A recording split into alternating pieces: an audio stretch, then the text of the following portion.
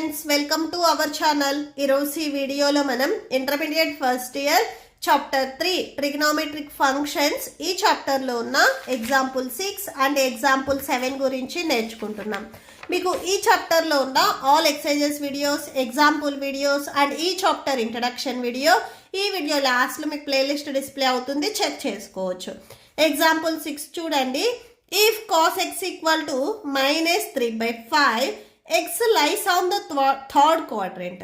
So quadrant ఇక్కడ నేను all silver tea కప్స్లో ఆల్రెడీ క్వాడ్రెంట్లో నెగిటివ్ పాజిటివ్ ఏమవుతాయి అనేది నేను ఎక్స్ప్లెయిన్ చేశాను. సో ప్రీవియస్ వీడియోలో నేను ఎక్స్ప్లెయిన్ చేశాను.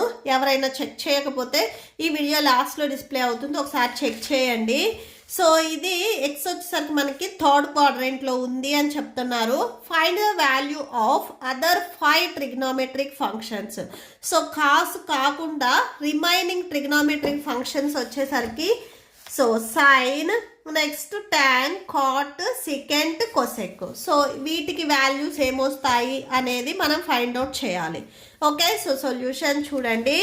So solution first given cos x equal to -3/5. So cos xకి ఇన్వర్స్ పార్ట్ మనకి ఏమవుతుంది, సెకండ్ x అవుతుంది. So second x equal to 1/cos x, that equal to 1/cos x value -3/5, that equal to reciprocal అవుతుంది అంటే 5/-3. So minus అనేది before ఇలా రాసుకోవచ్చు.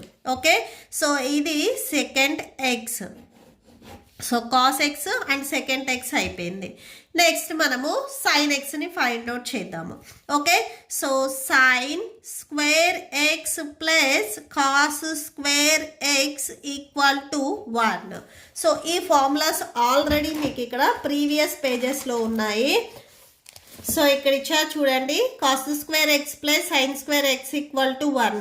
మీకు sign square x plus cos square x equal to 1 అన్నా, cos square x plus sign square x equal to 1 అన్నా కానీ సేమే. ఓకే, సో ఈ వాల్యూ వచ్చేసరికి మనకి ఇట్లాగా 1కి ఈక్వల్ అవుతుంది. మనకి సైన్ స్క్వేర్ ఎక్స్ వాల్యూ తెలియదు, కాస్ ఎక్స్ వాల్యూ తెలుసు, -3/5. సో దీనికి స్క్వేర్ ఉంది కదా, స్క్వేర్ రాసుకోండి, that equal to 1. Okay, so sine square x equal to, so -3 square అంటే so sine square x plus -3 square అంటే +9 వస్తుంది, 5 స్క్వేర్ అంటే 25, that equal to 1. So sine square x equal to 1 - 9/25. Okay, so that equal to 25 ones 25 -9/25. So ఇక్కడ మీకు subtraction చేసినట్లయితే 16 వస్తుంది. 16/25 అంటే sign square x value వచ్చరికి మనకి 16/25 వచ్చింది. ఓకే, సో అప్పుడు సైన్ ఎక్స్ వాల్యూ ఏమవుతుంది అంటే ఈ స్క్వేర్ ట్రాన్స్పోజ్ చేసుకుంటే రూట్లోకి వెళ్తుంది. 16ని మనము 4గా రాసుకోవచ్చు అంటే 4 స్క్వేర్ 16 వస్తుంది. 25ని మనం 5 స్క్వేర్గా రాసుకోవచ్చు అంటే సైన్ ఎక్స్ వాల్యూ వచ్చరికి 4/5. ఇది ప్లస్ ఆర్ మైనస్. అండ్ ఇక్కడ మనకి క్వశ్చన్లో ఏం చెప్తున్నారు, ఎక్స్ వచ్చేసరికి మనకి థర్డ్ క్వాడ్రెంట్ అని చెప్తున్నారు. సో చూడండి ఇక్కడ టేబుల్లో. సో ఇక్కడ మనం రాస్తుంది sign X. Okay, so sine X మనం ఇక్కడ థర్డ్ క్వాడ్రెంట్లో నెగిటివ్ అవుతుంది. సో ఇక్కడ మనకి ప్లస్ ఆర్ మైనస్ వచ్చింది కాబట్టి పాజిటివ్ తీసుకోకూడదు, ఓన్లీ నెగిటివ్ మాత్రమే తీసుకోవాలి. ఓకే, సో ఇక్కడ రాసుకోండి. Since x lies in third quadrant,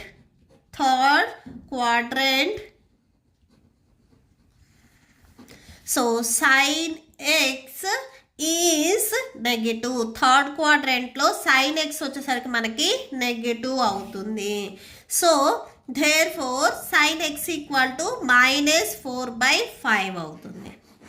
okay, so ఇది సైన్ ఎక్స్. నెక్స్ట్ మనము సైన్కి ఇన్వర్స్ పార్ట్ ఏంటిది, కొసెక్. సో సైన్ ఆల్రెడీ తెలుసు కాబట్టి దాన్ని ఇన్వర్స్లో రాసుకుంటే మనకి కొసెక్ వస్తుంది.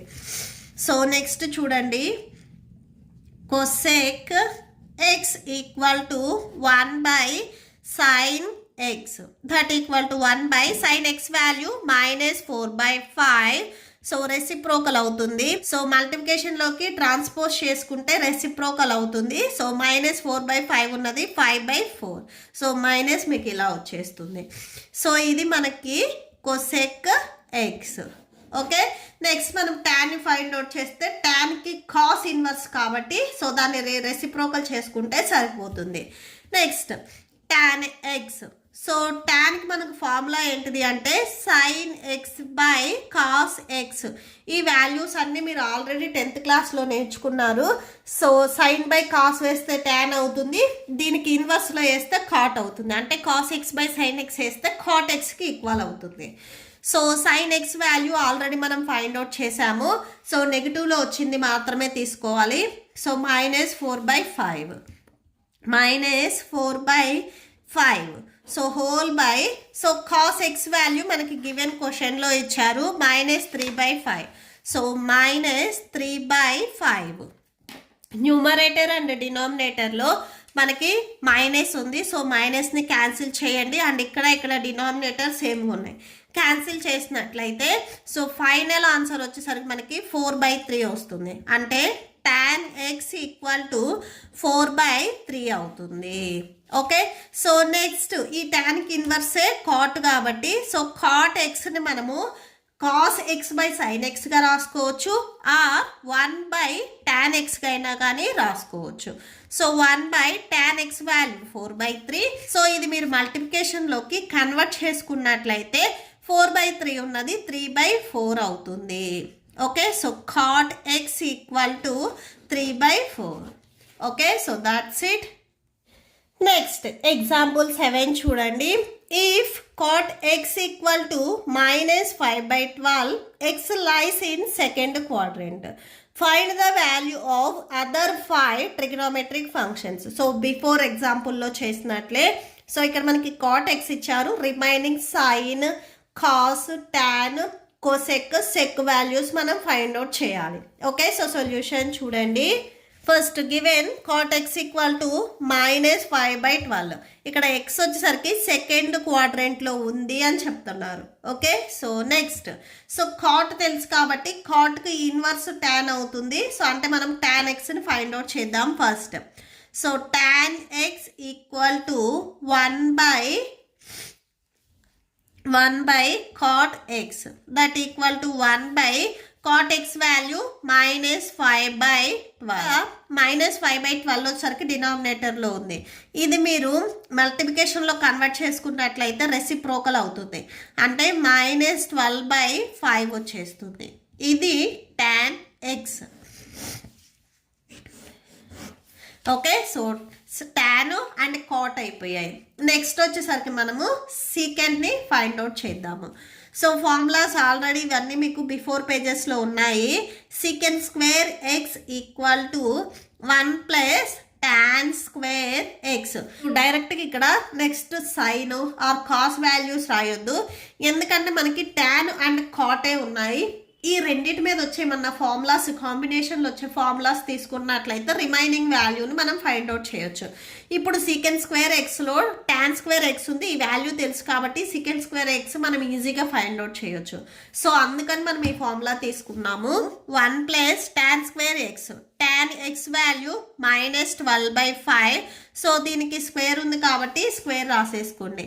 That equal to 1 + 12 square value. So 12 12 144. So 2 times multiply చేస్తున్నాం కాబట్టి ఈ మైనస్ కూడా ప్లస్ అవుతుంది. సో ఇక్కడ చూడండి -12 × -12. 12 12 144, minus into minus plus. So +144 వస్తుంది. 5 స్క్వేర్ చేస్తే 25 వస్తుంది. సో దట్ ఈక్వల్ టు ఈ 25 హోల్ బై రావాలి అంటే బిఫోర్ 1కి మల్టిప్లై చేయాలి. 25 1s 25, 144/25.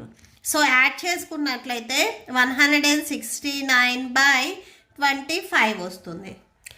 ఓకే, సో 169ని మనము 13 స్క్వేర్గా రాసుకోవచ్చు, 25ని మనము 5 స్క్వేర్గా రాసుకోవచ్చు. సో బిఫోర్ ఇక్కడ మనకి సెకండ్ స్క్వేర్ ఎక్స్ ఉంది. సో బోత్ సైడ్స్ మీరు స్క్వేర్ని రిమూవ్ చేసినట్లయితే సెకండ్ ఎక్స్ = +or - 13/5 వస్తుంది.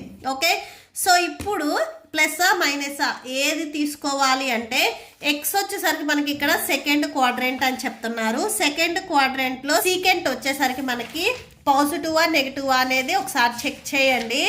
సో సెకండ్ క్వాడ్రెంట్లో సీకెన్ వచ్చేసరికి మనకి నెగిటివ్లో ఉంది.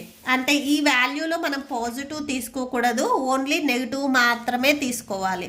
ఓకే, క్వాడ్రెంట్స్ మనకి ఎందుకు యూజ్ అవుతాయి అంటే ఇక్కడ వచ్చిన సైన్స్లో మనం ఏది పిక్ చేసుకోవాలి, పాజిటివా నెగిటివా అనే దానికి మనం యూజ్ చేస్తాము. సో ఇక్కడ రాసుకోండి, since x lies in second quadrant,